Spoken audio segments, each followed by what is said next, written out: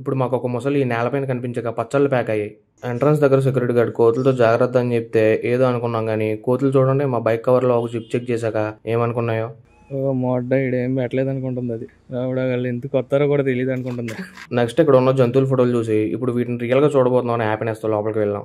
ఇప్పుడు మాకు ఒక ముసలి నేలపైన కనిపించక పచ్చళ్ళు ప్యాక్ అయ్యాయి.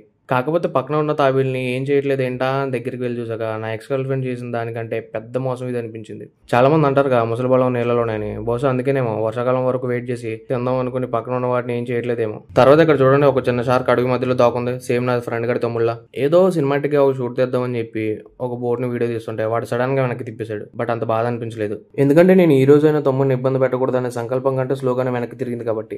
ఫైనల్ గా ఇక్కడ ఒక ప్రేమ జంటను చూసి ఆనందం వేసింది, ఎందుకంటే ఇవి కూడా సేమ్ మనుషులానే ప్రేమించుకుంటున్నాయి. స్టార్టింగ్ లో పర్మిషన్ లేకుండా కోతులు వీడియో తీసినందుకు అవి ఏమన్నా ఫీల్ అయ్యేమో. వెళ్ళిపోదాం అనేసరికి కోతులు మా బైక్ కవర్ లో ఇంకొక జిప్ ఓపెన్ చేయడానికి ట్రై చేసి మంచి గిఫ్ట్ ఇచ్చాయి.